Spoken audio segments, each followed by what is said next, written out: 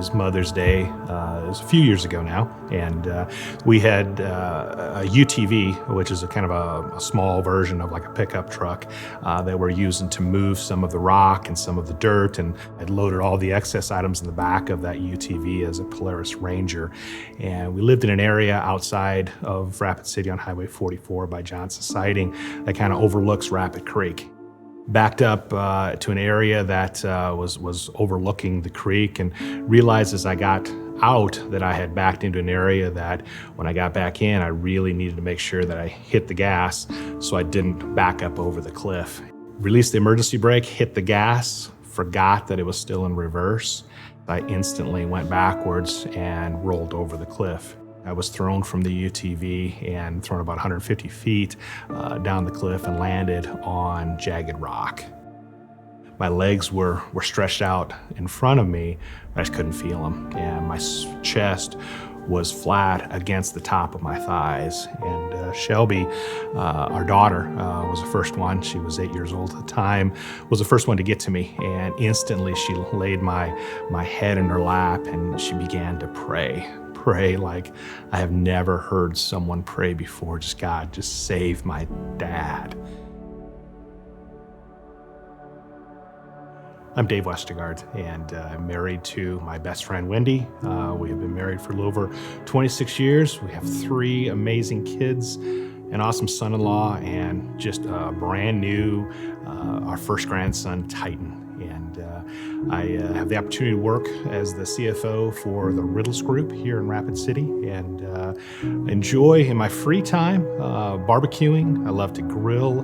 I love to work out in the gym, and that's kind of captures most of my free time outside of work.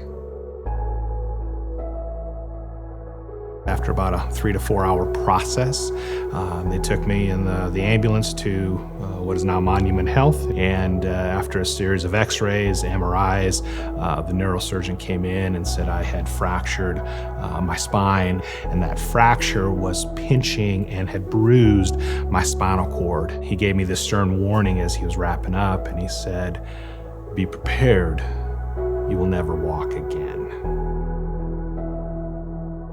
I was in ICU for 3 days, and then I was in the orthopedics and neuro unit at the hospital, just simply recovering, starting some really, really minor physical therapy.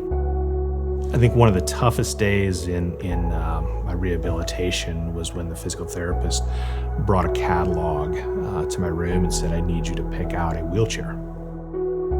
I remember Wendy was in the room at the time, and I said, I just can't look at that catalog right now. And she said, "How about this? How about we just set it on the shelf for a little while and we'll see how the next few days go." I wouldn't say I was angry. I was questioning God. I was questioning God and his goodness in many respects. Still in the midst of that, I began to wonder, so why can't I play soccer with my boys again? Someday I want to walk my daughter down the aisle. And within a couple days after that, the same physical therapist said, I don't think you're going to need to pick out a wheelchair. You're progressing in such a way. You're going to need one, but we'll give you a loaner. About 2 weeks after being in rehab, with a lot of physical therapists around me, I was able to take my first steps. One huge thing that God taught me through this, though, he can handle our questions.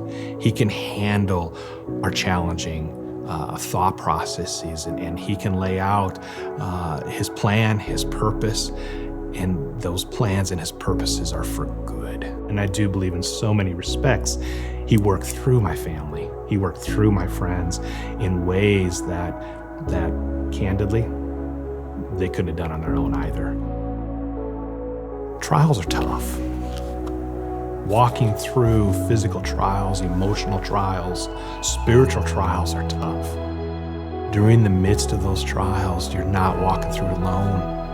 You're walking through it with our Heavenly Father. You can hopefully walk through it with other believers, but that doesn't diminish the fact that they hurt your heart.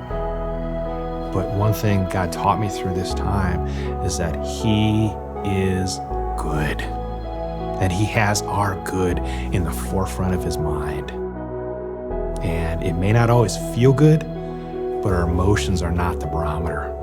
It's the truth that we find in His Word that we can look to and trust the fact that His plans are good.